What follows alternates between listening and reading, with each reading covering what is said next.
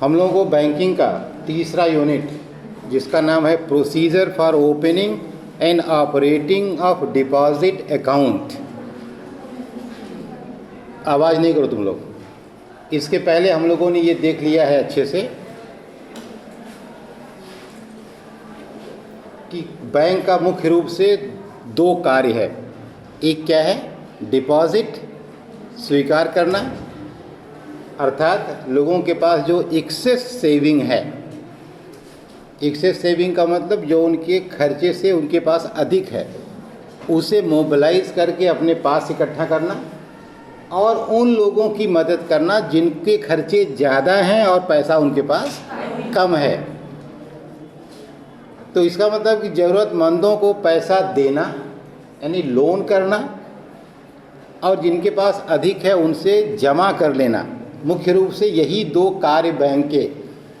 अब ये दो कार्य के तरीके चाहे जितने हों, चाहे वो मैनुअल हो, चाहे डिजिटल हो, चाहे जैसा भी करे वो, चाहे जितना एडवांस तरीका अख्तियार कर ले, लेकिन काम उसके पास कितना है? केवल दो है कि जमा का कार्य करे और उधार देने का कार्य करे। तो आज हम लोग के उससे जमा करने के लिए, आखिर कैसे कोई जमा करेगा? जमा करने के लिए उसके पास कोई अकाउंट होना चाहिए ना। तो डिपॉजिट अकाउंट आप कैसे खोलेंगे, क्या उसकी रिक्वायरमेंट है, किस किस तरह के अकाउंट होते हैं, कैसे आप उसे ऑपरेट करते हैं, ऑपरेटिंग प्रोसीजर क्या है, किस इंस्ट्रूमेंट का प्रयोग करते हैं, कौन सी पर्ची का प्रयोग करते हैं, क्या आपको प्रूफ की ज़रूरत होती है, किसका खाता खुले किसका खाता नहीं खुलेगा, ये सारी बातें हम लोग देखेंगे। तो देखो, जब हम डिपॉजिट या जमा खाता खोलने की बात करते हैं तो सबसे पहला प्रश्न तो यही है कि खाता कैसा होना चाहिए। कितने लोग आप में से ऐसे हैं जिन्होंने बैंक में खाता खोल रखा है? सबका खाता है? अच्छा, कभी आपने अपनी पासबुक देखी है? उस पासबुक पर क्या क्या लिखा है?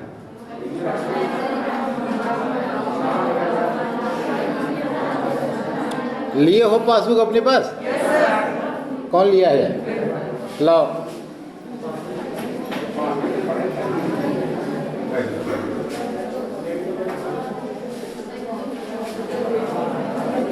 ये देखो, तुम्हारा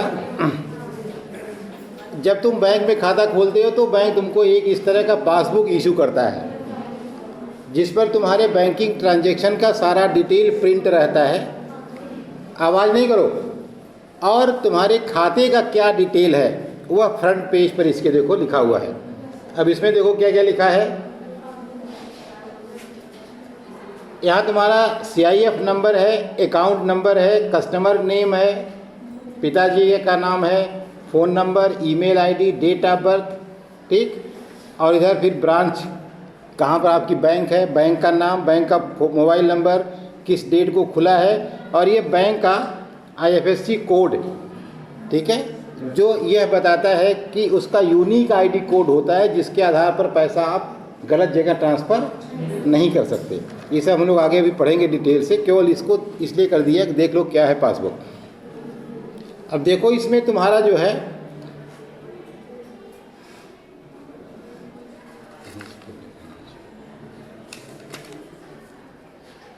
तो ये जो खाता तुम्हारा है अकाउंट नंबर, यह खाता बचत बैंक खाता हो सकता है, सेविंग्स बैंक अकाउंट हो सकता है, चालू खाता हो सकता है, ठीक है, और सावधि जमा खाता हो सकता है। सावधि का मतलब फिक्स्ड डिपॉजिट, चालू का मतलब करंट डिपॉजिट, करंट अकाउंट, और बचत बैंक का मतलब सेविंग्स बैंक अकाउंट। सामान्य तौर पर हम बैंक में खाता सेविंग अकाउंट खोलते हैं। क्या खोलते हैं? Saving account. और उसमें ब्याज दर कम होती है, लेकिन ऐसा नहीं कि बिल्कुल नहीं होती है।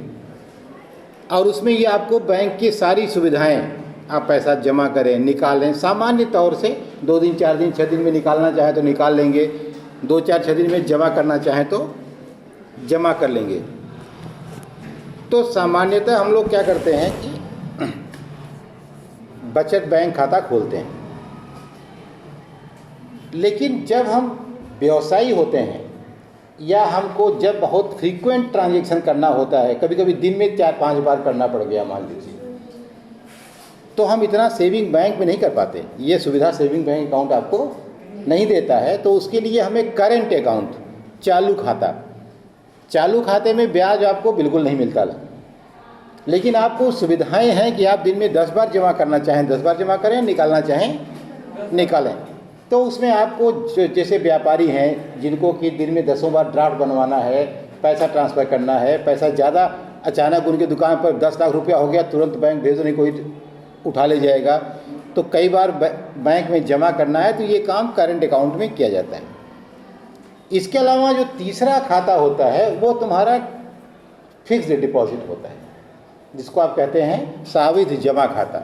सावधि जमा खाता में एक निर्धारित अवधि होती है, उतने दिन के लिए खाता आपका खुलता है। 1 साल का हो सकता है, 3 साल का हो सकता है, 5 साल का। इसमें ब्याज की दर ज़्यादा होती है क्योंकि बैंक के पास गारंटीड पैसा रहता है। आपको उतने समय पहले आप पैसा नहीं मांगना है, तो बैंक चाहे जहाँ इस्तेमाल करे। लेकिन आपके सेविंग बैंक अकाउंट में जो आप पैसा जमा किए हैं वो जब चाहे आप निकाल सकते हैं। वो डिमांड डिपॉजिट है। कैसी डिपॉजिट है? मांग जमा है, यानी जब वो मांगे आपको देना पड़ेगा। आप पन्ना मान लीजिए आप बैंक पैसा निकालने जाएं और आपने पर्ची में 2000 रुपया भरा और बैंक ने कह दिया कि ऐसा करिए कल आइए, आज तो पैसा मेरे पास नहीं है, तो कैसा लगेगा आपको?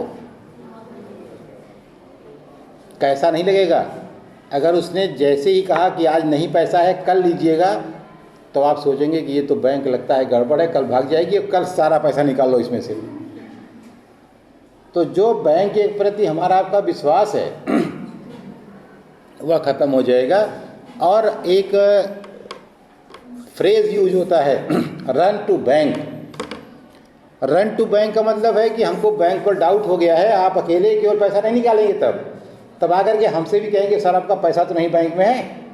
हम पूछेंगे क्यों? निकाल लीजिए, क्योंकि वो देगा नहीं, अब भागने वाला है। तो आपने बहुत लोगों को दूसरे दिन बैंक में खड़ा कर दिया ले जा करके, और सबको हो गया अपना पैसा निकाल लो। तो अभी कल तो शायद बैंक न भागता, अब जरूर भाग जाएगा ना। तो विश्वास बना रहे, इसलिए बैंक कभी भी किसी ग्राहक से ये नहीं कहता कि पैसा आप आज नहीं कल ले लीजिए। वो एक अलग प्रोसीजर है कि जो आप जमा करते हैं उसमें कितना पैसा उसको अपने पास नगद रखना चाहिए ताकि आपकी डिमांड पूरी कर सके, कितना पैसा उसे आरबीआई के पास रखना पड़ता है ताकि सुरक्षा में अगर किन्हीं कारणों से बैंक डूब गई तो आपका पैसा आपको आरबीआई की गारंटी पर मिल जाए। ठीक है। इसके अलावा कितना पैसा वो लोन देगा, उसका किसे देगा, ये सारी चीज़ें टेक्निकल हैं जो आरबीआई तय करता है कि ऐसे आपको ऑपरेट करना है। ठीक है। तो इसमें आप सवाल ये है कि जब आप खाता खोलेंगे तो सबसे पहला काम क्या होगा? जब आप खाता खोलने किसी बैंक में, जैसे मैं बैंक में पहुंचा, तो सबसे पहले तो यही तय होना सुनिश्चित हो जाए कि अरुण कुमार सिंह हैं कौन, कि मैं हूं कौन। आखिर बैंक को क्या पता कि मैं आतंकवादी हूं कि चोर हूं ना। तो इसका मतलब सबसे पहला काम बैंक के लिए क्या करना है? केवाईसी करना। केवाईसी का मतलब नो योर कस्टमर। अपने उपभोक्ता को आप जानिए। तो जानेगा कैसे? वो जरूरी है कि कोई ऐसा व्यक्ति मुझे इंट्रोड्यूस करे जिसको बैंक बड़ी अच्छी तरह से जानता हो। तो वह कौन व्यक्ति हो सकता है? जिसका पहले से बैंक में खाता हो। सबसे अच्छा व्यक्ति कौन हो सकता है? जिसका बैंक में खाता है, यानी बैंक उसको जान चुका है कि अभी आदमी सही है गड़बड़ नहीं है। तो अगर वह किसी को बताता है तो उस पर वो विश्वास करता है। तो इनका खाता था, इन्होंने कहा अरुण कुमार सिंह को तो मैं जानता हूँ, टीडी कॉलेज के प्रिंसिपल हैं, मेरी गारंटी है कि चोर बेईमान नहीं है। तो अब मेरा पहला तो इंट्रोडक्शन कौन किसने कराया? जिसका खाता है। अब मान लीजिए जिनके खाते हैं वो हमको एकदम नहीं जानते, मैं अभी सिंगरा मुँह में कुल मिला के 3 महीने से आया हुआ हूँ, तो ये कहेंगे सर मैं जानती तो हूँ कि ये प्रिंसिपल सिंगरा मऊ है, लेकिन क्या आतंकवादी नहीं है ये मैं नहीं जानती। तब अब मुझे कौन इंट्रोड्यूस कराएगा? तो अब मुझे इंट्रोड्यूस कराएंगे प्रबंधक जी। कौन कराएगा? प्रबंधक जी लिख कर देंगे कि इन्होंने मेरे कॉलेज में प्रिंसिपल के पद पर ज्वाइन किया है और इनका चरित्र और इनका व्यवहार उत्तम है, इनका खाता खोलने में कोई आपत्ति नहीं है। तो चूंकि बाबा को बैंक जानता है, प्रबंधक जी को बैंक जानता है, उनकी यहाँ पर विश्वसनीयता है, यहीं के रहने वाले हैं, उनके बारे में घर द्वार सब उनका यही है, अगर हमको गलत बताएंगे तो वो पकड़ के जाएंगे। तो अब वो बैंक क्या करेगा? मेरा खाता खोल देगा। तो जब हमको पहचान जाएगा तब कहेगा अच्छा अब आप एक हमको दीजिए जिस पे फोटो लगा करके लिखा गया हो कि आप ही अरुण कुमार सिंह हैं। तो आइडेंटिटी व्यक्ति के तय करने से नहीं हो जाएगी, सरकार को भी तय करनी पड़ेगी कि हाँ ये अरुण कुमार सिंह ही हैं। ऐसा तो नहीं प्रबंधक जी ने जिस अरुण कुमार सिंह के बारे में लिखा है वो आप ही नहीं है। तब उसके लिए कहता है कि फोटो आइडेंटिटी कार्ड चाहिए। तो फोटो आइडेंटिटी कार्ड में पैन कार्ड, ड्राइविंग लाइसेंस, आधार कार्ड, पासपोर्ट, जहाँ की फ़ोटो लगी हो और सरकार की मुहर भी हो। ठीक, तो आपको एक देना होगा केवाईसी के लिए फ़ोटो आइडेंटिटी कार्ड। उसमें ये सब चीज़ें चलेंगी। आपने देखा होगा आपकी डीएल पर आपका फ़ोटो लगा रहता है। आधार कार्ड सबके पास होगा, आधार कार्ड सबकी फ़ोटो लगी हुई है। आधार नंबर एक यूनिक आईडी है। तो अब आप उससे सिद्ध हो गया कि अच्छा ये अरुण कुमार सिंह वही वाले हैं जिनके बारे में प्रबंधक जी ने बताया था, दूसरे वाले नहीं हैं। अच्छा इतना तो चलो हो गया, हमको ही जान के क्या करोगे? लोन लेकर के हम विदेश चले जाएंगे तब कहाँ पाओगे हमको? नीरव मोदी, मेहुल चौकसी और विक्रम कोठारी की तरह से। तो और क्या चाहिए? अब मेरे घर का पता कि मैं रहता कहाँ हूँ, तो जौनपुर में मैं जहाँ रहता हूँ उसका प्रूफ चाहिए कि हाँ आप वहीं रहते हैं कि नहीं रहते हैं। तो उसका प्रूफ क्या होगा? उसका प्रूफ होगा बिजली का बिल, नगर पालिका का बिल, टेलीफोन का बिल, ठीक है, जो उस पते पर निकलता हो। तो रेजिडेंस भी प्रूफ चाहिए। अब आपको जब इतना बैंक जान जाएगा तब उसको लगेगा कि अच्छा अब इस व्यक्ति का खाता खोलने में कोई खतरा नहीं है। इसके बाद भी खतरा हो ही जाता है, वो अलग बात है। आखिर इतना पैसा सब लेकर भाग कैसे जाते हैं? इतना तो सबका हुआ होगा ना, लेकिन फिर भी सब भाग जाते हैं। तो इसका मतलब कहीं न कहीं कोई न कोई गड़बड़ी रह जाती है। तो आप देखिए केवाईसी में क्या है, ये वास्तव में बैंकिंग रेगुलेशन एक्ट जो 1949 में पास हुआ है उसके सेक्शन 35 में प्रोविज़न था कि केवाईसी की जाए। केवाईसी इसलिए भी ज़रूरी है कि गलत व्यक्ति का खाता ना खुल जाए, क्योंकि खाता ही खुल जाना बड़ी बात नहीं है, खाते में ऑपरेशन भी तो होगा ना पैसे का। तो अगर किसी गलत व्यक्ति का खाता खुल गया, पता चला कि किसी आपने गलत इंसान का खाता खोल दिया जो गलत गतिविधियों में इन्वॉल्व है, तो पता चला खाता खोल दिया और उसके खाते में लगा पाकिस्तान से पैसा आने धुआंधार। तब वह पैसा लगा दूसरों को भेजने, यहीं से अपना गलत लोगों को भेजने लगा। तो ये सब रोकने की ज़रूरत है ना। तो सही पैसा आए, सही आदमी के पास जाए, गलत पैसा ना आए, कोई पैसे का दुरुपयोग ना हो, ये सब भी तय करना बैंक की जिम्मेदारी है। तो उसमें ये प्रोविज़न हो गया कि केवाईसी ज़रूर होनी चाहिए और केवाईसी अपडेट भी होनी चाहिए समय समय पर। जैसे 2 साल 4 साल बीत गया तो केवाईसी फिर से मांगिए उनसे कि पता नहीं कोई परिवर्तन तो नहीं हो गया इसने बीच में। ऐसा थोड़ा है कि हम कल अच्छे थे तो हम अब आजीवन अच्छे ही रहेंगे, बीच में खराब भी तो हो सकते हैं ना, कि नहीं हो सकते हैं? हो सकते हैं ना, पक्का है। तो अब देखो इसमें जो फ़ोटो आईडी मैंने आपसे बताया कि पासपोर्ट है, इलेक्शन का वोटर आईडी कार्ड है, पैन कार्ड है ना, या जैसे प्रबंधक जी इशू कर दें हमारे लिए, कोई गवर्नमेंट का एम्प्लॉई आप हों, सरकार इशू कर दे आपको कोई कार्ड है, आपका आइडेंटिटी कार्ड जो इस कॉलेज इशू करता है वो भी माना जा सकता है। ठीक है।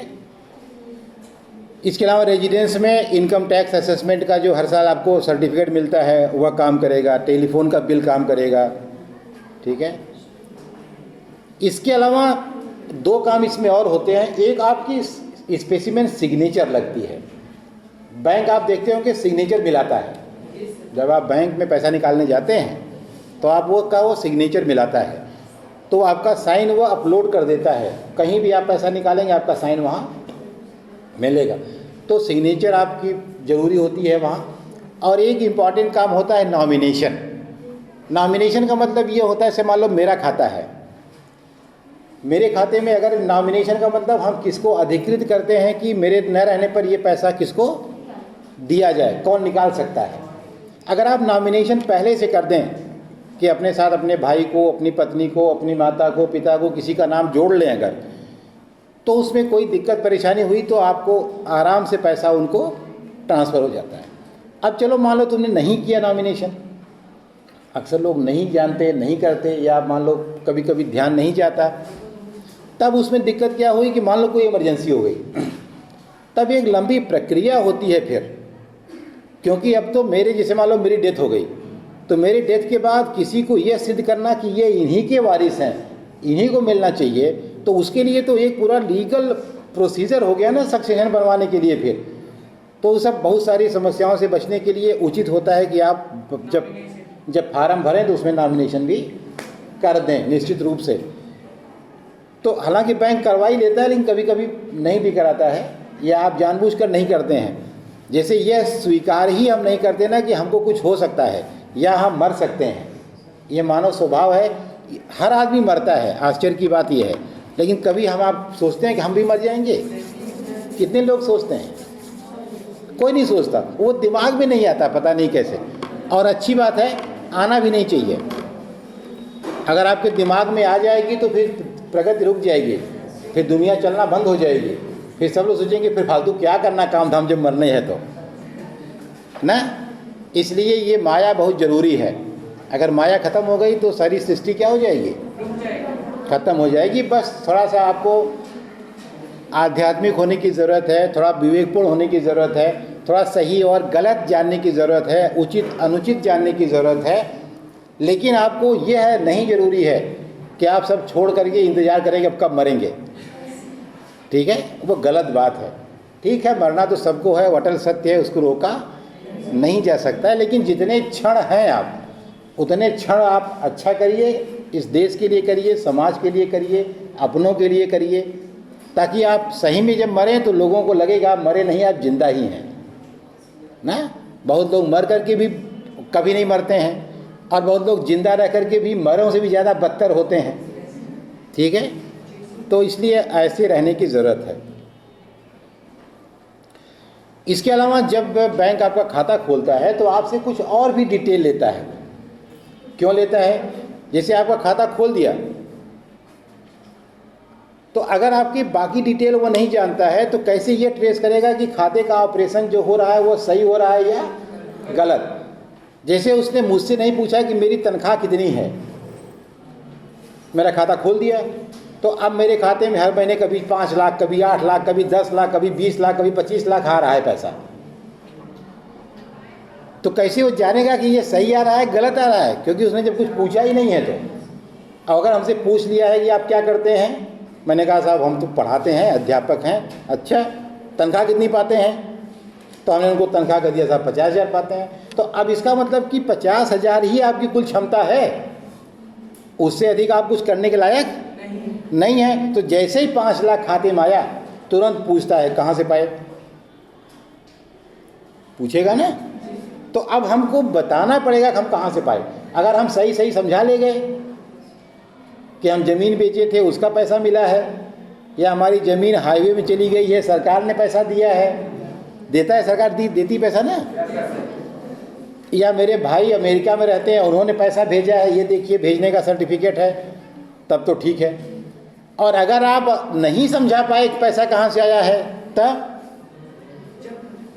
तब आप जेल चले जाएंगे भाई। इसका मतलब आप हवाला कर रहे हैं, आप गलत आदमी का पैसा लेकर के गलत तरीके इस्तेमाल करेंगे। चुनाव में बांटने के लिए पैसा आपने किसी न किसी विधायक से लिया होगा, पक्का है।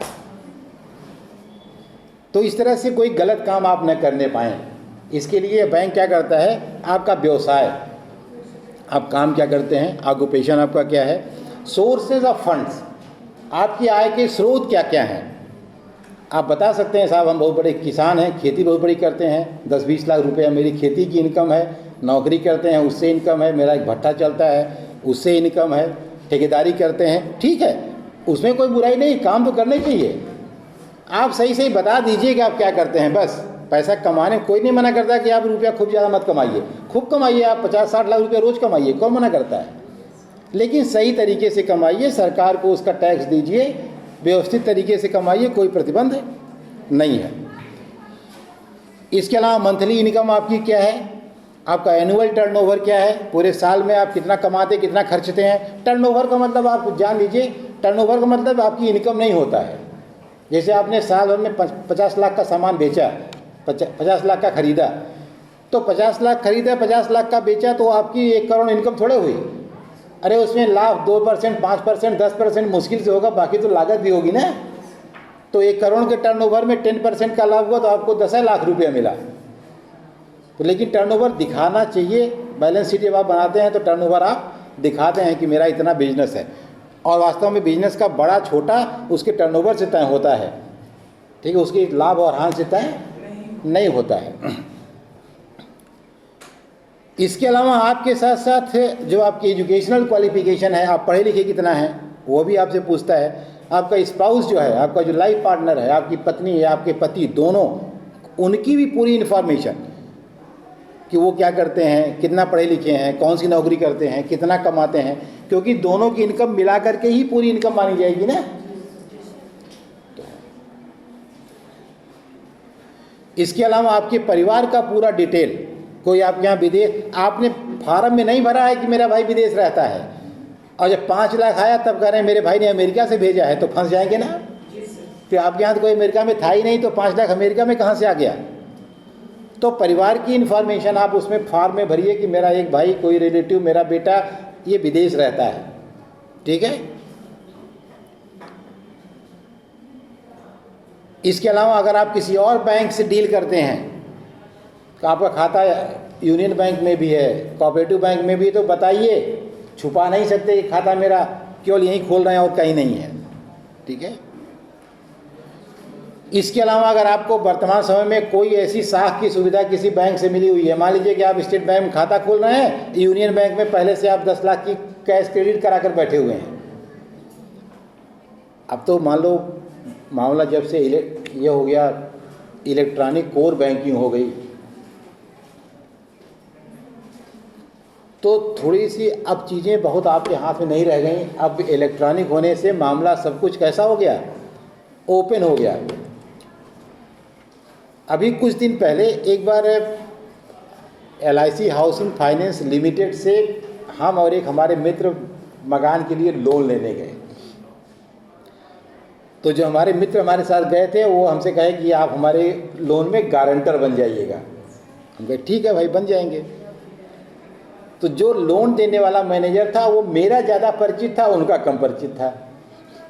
तो हमने कहा कि आप इनको लोन दे दीजिए, हमारे मित्र हैं। तो उसने हमसे कहा कि कहीं से लोन लिए हैं, और तो उन्होंने मुझको बताया था कि नहीं लिए हैं कहीं से, तो हमने भी कह दिया कि नहीं लिए हैं कहीं से, क्या पता। हमने कहा नहीं, कहीं से लोन नहीं लिए हैं, यहीं से ले रहे हैं। अब हम दोनों लोग उसके सामने ही बैठे हैं बिल्कुल, और 5-7 मिनट मुश्किल से बीता होगा तो कहता है सर आपने फला बैंक से 10 लाख रुपया लोन लिया है। तो मुझे भी बड़ा ताज्जुब हुआ कि हमको तो पहले ये ताज्जुब हुआ कि इन्होंने मुझको तो डार्क में रखा, मुझको बताना चाहिए था कि आप लोन लिए हैं, तो हम उसे उस तरह की बात करते भाई। और उनको ये लगा कि ये बैंक मैनेजर कैसे जान गया कि हम लोन लिए हैं। तो हम पूछे, हम कहे आपको पता कैसे कि लोन लिए हैं। तब उसने बताया कि सर सिविल निकलती है, हर व्यक्ति की एक का सिविल स्कोर निकलता है बैंक में। अब जब से इलेक्ट्रॉनिक हो गया है तब से, तो आप दुनिया में चाहे जहाँ लोन लिए हो इससे मतलब नहीं है। और वो जब बैंक निकालेगा तो आपका निकल आएगा आपने कहाँ कहाँ से कितना कितना पैसा लोन लिया है। तो अब खैर बहुत सारी चीज़ें ऐसी हो गई कि आप बहुत चोरी वोरी नहीं कर सकते, छुपा भी नहीं सकते। लेकिन जब 10 साल 15 साल पहले एकदम मैनुअल था, सब कुछ हाथ से लिखा पढ़ा जाता था, तो लोग ऐसे कर लेते थे। 10 बैंक में खाते, 10 बैंक से लोन, मनमानी दुनिया भर का, क्योंकि क्रॉस नहीं हो पाता था। आपको लिखवा के देना है कि लिखवा के नोटिस दीजिए। आप माने ही नहीं कि आप लोन लिए हैं तो नोटिस क्या देंगे? तो लेकिन अब ऐसी स्थिति नहीं है। अब देखो प्रोसीजर क्या है, कैसे ऑपरेट करते हैं आप अकाउंट को। अब ऑपरेट करने का मतलब सिर्फ ये होता है कि खाते में पैसा जमा कैसे होगा और पैसा निकलेगा कैसे, और कुछ विशेष बात ऑपरेट करने से मतलब नहीं है। तो जमा करने के लिए हमेशा एक पर्ची होती है और निकालने के लिए भी एक पर्ची होती है। तो हम जमा करने वाली पर्ची को पे इन स्लिप कहते हैं, जमा पर्ची, और निकालने वाली पर्ची को हम विड्रॉल फॉर्म कहते हैं, आहरण पर्ची कहते हैं। तो पे इन स्लिप जो होगा वो कई तरह का हो सकता है। आप नगद रुपया लेकर जाते होंगे बैंक में, तो बैंक आपको एक लूज पेज दे देता है कि इसमें भरिए और उसमें लिखिए कि पैसे का डिटेल लिखिए। 100 की नोट 5 बराबर 500, 50 की नोट 3 बराबर 150, 10 की नोट 10 बराबर 100, टोटल 1500। ऐसे करके टोटल लिख करके और जमा करने वाले का नाम, किस खाते में जमा करना है, शब्दों में, अंकों में, यही सब लिखते हैं ना, लिख करके आप जमा कर दीजिए पैसा। इसके अलावा आप पैसा केवल नगद ही नहीं जमा करते हैं। किसी ने आपको चेक दे दिया है 10,000 का, तो उसको भी आप जमा पर्ची में चेक नंबर, चेक का अमाउंट, किस बैंक से इशू हुआ है, किस डेट को इशू हुआ है, ये सब लिख करके आप बैंक में पैसा जमा कर देते हैं।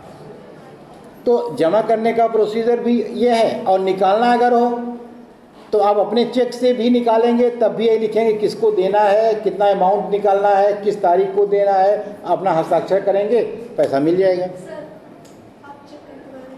हाँ लाओ, अब ये देखो है ना, ये एक चेक है, तो इसमें अब ये इन्होंने लिखा है कि पे करना है किसको, अंशिका विश्वकर्मा को। तो अब ये अंशिका विश्वकर्मा को चेक पेमेंट होना है। अब जिसने दिया है वो यहाँ साइन कर देगा, 2000 रुपया है। तो ये भी एक तरह से क्या है, ये विड्रॉल फॉर्म हो गया। अब ये चेक क्या हो गया, विड्रॉल फॉर्म है। ये ले जाएंगे, उनको देंगे, वो सीधे आपको पैसा दे देंगे। लेकिन अगर ये चेक मान लो ये निकालने के बजाय अपने खाते में जमा करना चाहें, तब ये चेक क्या हो जाएगा, तब इस साथ जमा पर्ची लगेगी एक अलग से, जिसमें सब भरोगे डिटेल, तब ये जमा होगा। ठीक है ना। तो ये पे इन स्लिप क्या होता है, जिससे हम जमा करते हैं, और विड्रॉल फॉर्म क्या होता है, जिससे हम निकालते हैं। ठीक है।